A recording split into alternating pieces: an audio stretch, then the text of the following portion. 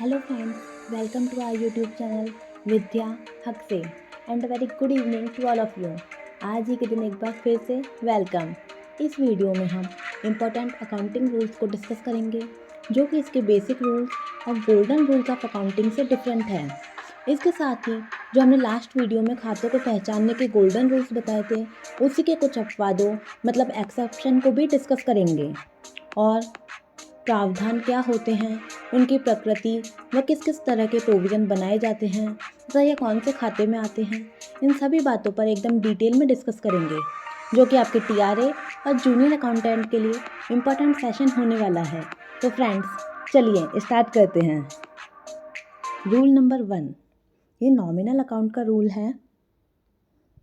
तो ये होता है एक टेम्पररी अकाउंट। जो नॉमिनल अकाउंट होते हैं ये टेम्पररी अकाउंट मतलब अस्थायी खाते होते हैं। Closed through trading and P&L account, यह व्यापार और लाभ हानि खाते के द्वारा ही बंद होते हैं। Never transfer to balance sheet, जो नॉमिनल अकाउंट होते हैं ये कभी भी चिट्ठे में नहीं जाते हैं। And never transferred to next year, यह कभी भी अगले साल के लिए हस्तांतरण नहीं होते हैं। And related to income and expenses, ये जो नॉमिनल अकाउंट होते हैं ये लाभ, आय, खर्चों से संबंधित होते हैं। फ्रेंड्स जैसा कि हमने लास्ट वीडियो में भी बताया था, ये never transfer to balance sheet होते हैं। इसका मतलब हुआ कि ये बैलेंस शीट में कभी भी नहीं जाएंगे। बैलेंस शीट में आपको हमेशा ही नाम मात्र के खाते देखने को मिलेंगे, यानी कि वो या तो रियल होंगे या पर्सनल होंगे। और फ्रेंड्स कोई भी ये ना सोचें कि मैम इंग्लिश को प्रीफर कर रही है या हिंदी को प्रीफर कर रही है। मैंने खुद ने एक एक लाइन हिंदी और इंग्लिश में टाइपिंग की है और इसी चैनल पर आपको कंटेंट की क्वालिटी के साथ कुछ भी समझौता नहीं करना होगा। आपको हमेशा ही अच्छे से अच्छा कंटेंट डिटेल में देखने को मिलेगा। अब रूल नंबर 2 क्या कहता है? The account which are shown in trading and P&L account are nominal in nature, ऐसे सारे खाते जो व्यापार और लाभ हानि खाते में दिखाए जाते हैं वो प्रकृति में नाममात्र के खाते होते हैं। ये देखिए, ये इसके कुछ एक्सेप्शन हैं। ये 4 एक्सेप्शन हैं। Opening stock, closing stock, purchase and purchase return मतलब प्रारंभिक रहतिया, अंतिम रहतिया, क्रय और क्रय वापसी। ये 4 इसके एक्सेप्शन हैं। इसका क्या मतलब है? यानी कि ये रियल अकाउंट हुए, वास्तविक खाते होंगे। ये जो चारों अपवाद हैं ये वास्तविक खाते में आएंगे। लेकिन फ्रेंड्स अगर आपसे पूछें कि सेल्स और सेल्स रिटर्न कौन से होंगे तो वो नॉमिनल खाते ही होंगे। और ये जो एक्सेप्शन होते हैं इन्हें तो आप लाइफ टाइम के लिए याद ही कर लीजिए। और फ्रेंड्स ये जो ट्रेडिंग और P&L अकाउंट होते हैं ये अंतिम खाते होते हैं। Rule number 3, the balance which are shown in balance sheet are real account और personal account, nominal accounts are never included in balance sheet. स्थिति विवरण या चिट्ठे में दिखाने वाले खाते हमेशा ही वास्तविक या व्यक्तिगत खाते होंगे, कभी भी नाममात्र के खाते नहीं हो सकते। जैसा कि मैंने आपको रूल 1 में बताया कि ये चिट्ठे में आने वाले खाते हमेशा ही या तो व्यक्तिगत खाते होंगे या वास्तविक खाते होंगे। नाममात्र के खाते कभी भी बैलेंस शीट में नहीं जाते, क्योंकि जो बैलेंस शीट के खाते होते हैं उन्हें हमें नेक्स्ट ईयर के लिए ट्रांसफ़र करना होता है। Rule number 4, generally the balances which are shown on liability side are personal in nature. सामान्यतः जो भी खाते चिट्ठे के दायित्व पक्ष में दिखाई देते हैं वे व्यक्तिगत खाते होते हैं और ये जो बैलेंस शीट बनाई जाती है उसी के दायित्व पक्ष में अधिकतर खाते व्यक्तिगत मतलब पर्सनल इन नेचर होते हैं। जैसे कि लोन अकाउंट हो गया, कैपिटल अकाउंट हो गया या फिर क्रेडिटर्स अकाउंट होगा, ये सारे पर्सनल खाते होते हैं। Rule number 5, ownership related accounts are representative personal in nature. स्वामित्व वाले खाते प्रतिनिधि व्यक्तिगत खाते में आते हैं। जो भी ये जो स्वामिगत खाते होते हैं जैसे कि कैपिटल अकाउंट हो गया, करंट अकाउंट हो गया, ड्राइंग अकाउंट हो गया, ये स्वामी को रिप्रेजेंट कर रहे हैं। अभी मैंने आपको रूल 4 में बताया कि जैसे कैपिटल अकाउंट, करंट अकाउंट ये पर्सनल होते हैं बट ये ओनर को रिप्रेजेंट कर रहे हैं, इसलिए इन्हें सब क्लासिफाइड कर दिया गया और इसे रिप्रेजेंटेटिव पर्सनल बना दिया गया। रिप्रेजेंट कर रहे हैं स्वामी को, इसलिए रिप्रेजेंटेटिव पर्सनल अकाउंट हो गए। Even borrowing from more than one person, अगर अपन ने किसी से रुपए उधार लिए या बोरोइंग करी है तो वो खाते भी रिप्रेजेंटेटिव पर्सनल होंगे। जैसे कि एग्जाम्पल दिया है डिबेंचर का, ऋण पत्र खाता। तो जो ऋण पत्र होता है ये एक तरह का लोन ही होता है, लेकिन बहुत लोगों से लिया हुआ होता है और कई लोगों को रिप्रेजेंट करता है, इसलिए ये भी रिप्रेजेंटेटिव पर्सनल होगा। फ्रेंड्स, अगर आपने हमारा अकाउंट का फर्स्ट वीडियो नहीं देखा है तो आप उसे भी देखिए, तभी आपको ये ज़्यादा क्लैरिटी से समझ आएगा, क्योंकि इसमें हमने उसी के आगे खातों की प्रकृति जानने के लिए डिटेल में एक्सेप्शन व इंक्लूजन को समझाया है। Rule number 6, if any account represent more than one person living और नॉन लिविंग, तो वो भी कौन सा रिप्रेजेंटेटिव पर्सनल होगा। ये वाला हमने आपको फर्स्ट वीडियो में भी बताया था। अगर वो खाता एक से ज़्यादा लोगों को रिप्रेजेंट कर रहा है तो वो रिप्रेजेंटेटिव पर्सनल में आएगा। जैसे कि डेटर्स हो गया, क्रेडिटर्स हो गया। तो ये जो डेटर्स हुए, ये बहुत सारे पर्सन को हमने रुपए दे रखे हैं और हम लोगों ने जैसे राम को कुछ रुपए दे रखे हैं, सीता से हम कुछ रुपए मांगते हैं या आरती से कुछ रुपए मांगते हैं, तो ये सारे डेटर्स हो गए। और वैसे तो ये पर्सनल में आएगा, लेकिन ये जो डेटर वर्ड हो गया, देनदार वर्ड, ये इन सभी लोगों को रिप्रेजेंट कर रहा है। तो इसलिए ये जो खाते होते हैं एक से ज़्यादा लोगों को रिप्रेजेंट करने वाले, तो ये भी रिप्रेजेंटेटिव पर्सनल अकाउंट में आएंगे। Rule number 7, all the adjustment account are always representative personal account. इसके अलावा जैसे एक से ज़्यादा पर्सन को रिप्रेजेंट करते हैं तब तो वो रिप्रेजेंटेटिव पर्सनल होते हैं, लेकिन जो समायोजन खाते होते हैं ये भी प्रतिनिधि व्यक्तिगत खाते ही होंगे। ये जैसे समायोजन खाते कौन से होते हैं, प्रीपेड अकाउंट, आउटस्टैंडिंग, अनअर्ड और अक्रूड। प्रीपेड मतलब पूर्वदत्त व्यय, ये हमने पहले चुका दिया है। जैसे कि एडवर्टाइजमेंट एक्सपेंस, हमने एक साथ ही बहुत सारे रुपए स्टार्टिंग में चुका दिए, अब वो लेकिन हमने पहले चुका दिए तो इसलिए वो प्रीपेड एक्सपेंसेस हो गए और ये हमारी असेट्स कहलाएगी, संपत्ति में आएगा ये। आउटस्टैंडिंग मतलब बकाया खर्चे, ऐसे खर्चे जो बकाया थे, जो अभी तक हमने नहीं चुकाया है। जैसे कोई बिजली का बिल आ चुका है अपने लिए बिजनेस में, लेकिन अभी तक हमने नहीं चुकाया, तो बकाया खर्चे कहलाएंगे आउटस्टैंडिंग एक्सपेंस, और ये रिप्रेजेंटेटिव पर्सनल अकाउंट होगा। अनअर्ड, अनअर्जित आय, ऐसी आय जो हमने कमाई ही नहीं फिर भी अभी तक हमको प्राप्त हो गई, पहले प्राप्त हो गई मतलब कमाने से पहले, तो ये अनअर्ड इनकम हो गई। फिर हुआ अक्रूड, तो अक्रूड क्या हुआ, मतलब उपार्जित, जो हमने कमा लिया है पर रियल में या वास्तविक में प्राप्त नहीं की है, जैसे कि इंटरेस्ट इनकम हो गई ऐसी। तो फ्रेंड्स, आप इसे OUPA करके याद रखिएगा। जैसे OUPA, ओ और यू तो लाइबिलिटी हो गई, P&A असेट्स हो गए। फ्रेंड्स, कॉमर्स वालों को तो ये सभी टर्म समझ में आ रही होंगी, लेकिन नॉन कॉमर्स वालों को भी मैं साथ लेके चल रही हूँ और उन्हें पूरा समझाने का प्रयास कर रही हूँ। आप बिल्कुल भी परेशान ना होइए, धीरे धीरे पढ़ें और वीडियो को 2 बार देख लें, क्योंकि रिवाइज करने और पेशेंटली स्टडी करने से ही पूरा टॉपिक अच्छे से समझ में आ जाएगा। Rule number 8, even the intangible assets account are also real account. तो ये जो भी इंटेंजिबल अकाउंट होते हैं, इंटेंजिबल असेट्स अकाउंट, जैसे कि यहाँ तक कि अमूर्त संपत्ति खाते भी वास्तविक खाते होते हैं, क्योंकि ये हमने रातों रात तो नहीं बनाए। गुडविल है, ये रातों रात नहीं बनाई।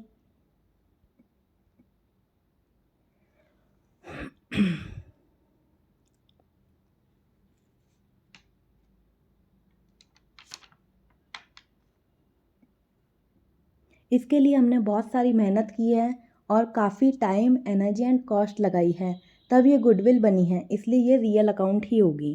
पेटेंट, हमने किसी चीज़ पर एकाधिकार कर लिया, कॉपीराइट हो गया, ट्रेडमार्क हमारे व्यापार का कौन सा चिन्ह है, सॉफ्टवेयर हो गया, या फिर लाइसेंसिंग राइट हो गया, जिन्हें हम छू नहीं सकते, ये अमूर्त होते हैं, लेकिन फिर भी होते तो रियल में हैं, वास्तविक खाते होते हैं, इनका अपना अस्तित्व होता है। Rule number 9, normally all those account which are use to calculate profit and loss is nominal account of nature. तो ये जो भी खाते, सामान्य रूप से सभी खाते जो लाभ हानि ज्ञात करने के काम में आते हैं, वे नाम मात्र के होते हैं। और ये जो इसका एक्सेप्शन है मेमोरेंडम रिवैल्यूएशन अकाउंट, मतलब कि स्मरणार्थ पुनर्मूल्यांकन खाता। ये खाता क्या होता है? ये भी काम तो लाभ हानि ज्ञात करने के ही आता है, लेकिन फिर भी एक्सेप्शन है इसका, और ये नॉमिनल अकाउंट नहीं होगा। फ्रेंड्स, ये जो मेमोरेंडम रिवैल्यूएशन अकाउंट होता है, ये जब पार्टनरशिप फर्म का रिकंस्ट्रक्शन होता है, मतलब यानी कि पुनर्गठन होता है, मतलब या तो किसी नए पार्टनर का प्रवेश हो रहा है, डेथ हो गई हो या रिटायरमेंट अवकाश ग्रहण हो, तो नए पार्टनर का हिस्सा तय करने और पुराने साझेदार को उसका लाभ व हिस्सा देने के लिए यह अकाउंट बनाया जाता है। Rule number 10, for determining the nature of provision will find the nature of assets against which provision is related if any। ये फ्रेंड्स प्रोविज़न से रिलेटेड है। ये आपको अभी समझ में नहीं आएगा, पहले हम प्रोविज़न को डिस्कस करते हैं कि प्रोविज़न होता क्या है, ये कैसे बनाया जाता है, कौन कौन से तरह के प्रोविज़न होते हैं। अब हम प्रोविज़न को डिस्कस करते हैं। क्रिएटेड फॉर नोन लाइबिलिटी, ज्ञात दायित्व के लिए ही बनाया जाता है। फ्रेंड्स, ये जो प्रोविज़न होता है ये हमेशा ही ज्ञात दायित्व के लिए ही बनाया जाता है, इसे अननोन लाइबिलिटी के लिए नहीं बनाया जा सकता। Provision is created by passing an entry through P&L account, इसकी प्रविष्टि लाभ हानि खाते के माध्यम से की जाती है। Provision are created for a certain liability और reduction in assets the amount of which can be certain with reasonable certainty. अभी आपको ये समझ में नहीं आया होगा, एक बार हिंदी में भी बताती हूँ, फिर भी देखना। यह एक ज्ञात दायित्व या संपत्ति में कमी के लिए बनाया जाता है जिसकी राशि को हम तय कर सकते हैं।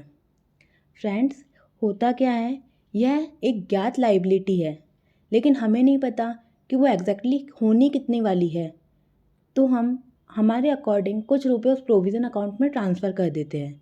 जैसे कि हमने माना हम provision for discount on debtors बना रहे हैं, ये हमने 2000 रुपये का बनाया, लेकिन उस साल कुछ ही डेटर्स जल्दी पेमेंट कर पाए, तो उनको केवल टोटल हमने 1800 रुपये का डिस्काउंट दे पाए। तो इसी तरह हम करीब करीब अमाउंट उस अकाउंट में ट्रांसफ़र कर देते हैं। तो यही है ये, जिससे हम रीज़नेबल सर्टेनिटी से नहीं बोल सकते, लेकिन हमें पता है वो लाइबिलिटी आएगी ही आएगी, तो कुछ अमाउंट हमारे अकॉर्डिंग उस प्रोविज़न में ट्रांसफ़र कर देते हैं। Shown as current liabilities and provision in balance sheet, इसे चिट्ठे में चालू दायित्व के अंतर्गत दिखाया जाता है।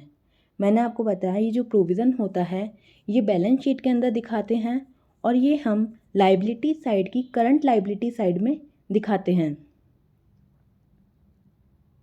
ऑलवेज हैविंग क्रेडिट बैलेंस, इसका हमेशा ही जो प्रावधान होता है इसका हमेशा ही क्रेडिट बैलेंस होता है, इसका कभी भी डेबिट बैलेंस नहीं हो सकता। ये आप ज़रूर याद रखिएगा, क्योंकि जो TRA और जूनियर अकाउंटेंट में आपके क्वेश्चन आते हैं ये थ्योरी बेस्ड क्वेश्चन ज़्यादा आते हैं। तो इसमें आपसे ऐसे पूछ लेंगे कि ये बताइए आप कि प्रोविज़न का कौन सा बैलेंस होता है, या और कुछ भी इससे related. It can not be used for distribution of dividend, इससे लाभांश का वितरण नहीं किया जा सकता है, कभी भी इससे हम लाभों का वितरण नहीं कर सकते हैं। It is above the line item, ये अबव द लाइन आइटम होता है, मतलब कि हमें P&L एप्रोप्रिएशन बनाने से पहले ही इसे तय करना होता है। और ये जो अबव द लाइन आइटम है इसलिए ही ये कंपल्सरी टू मेक हुआ, चाहे प्रॉफिट हो या नहीं हो, लाभ हो या हानि हो, हमें तो इसे बनाना ही पड़ेगा, इसे बनाना ज़रूरी होता है।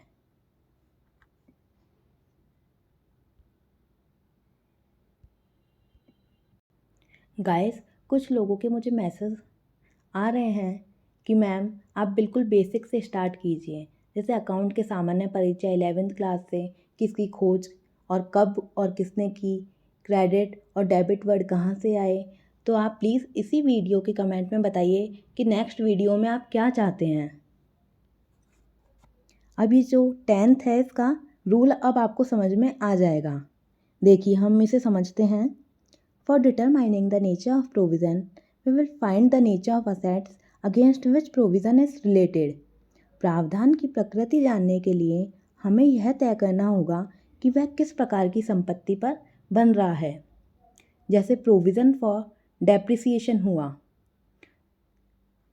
या फिर provision for discount on debtors हुआ, तो हमें यह तय करना पड़ेगा कि वो बन किस पर रहा है। उसके अकॉर्डिंग ही हम उसकी प्रकृति बता पाएंगे कि वो रियल है या फिर पर्सनल है।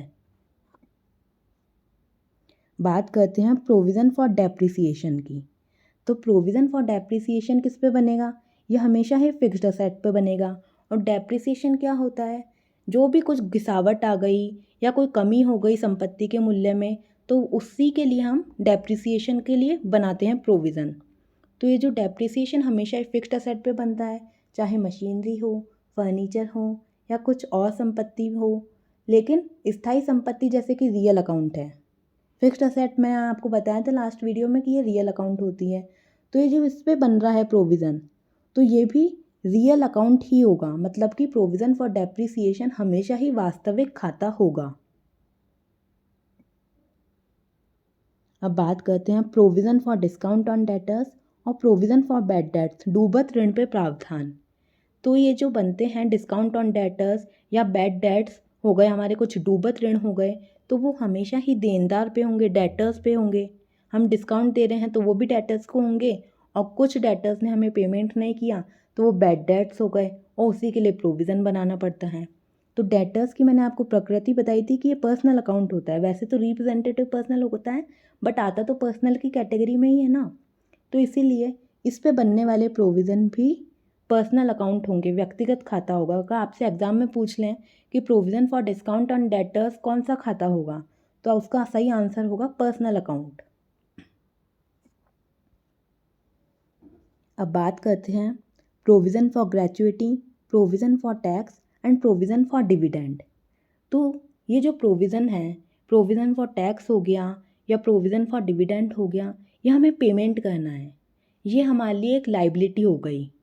ये हमें P&L में दिखाई तो देंगे, लेकिन बने किसी लाइबिलिटी के लिए ही है। प्रोविज़न फॉर टैक्स एक लाइबिलिटी है, तो इसलिए लाइबिलिटी पर्सनल नेचर की होती है।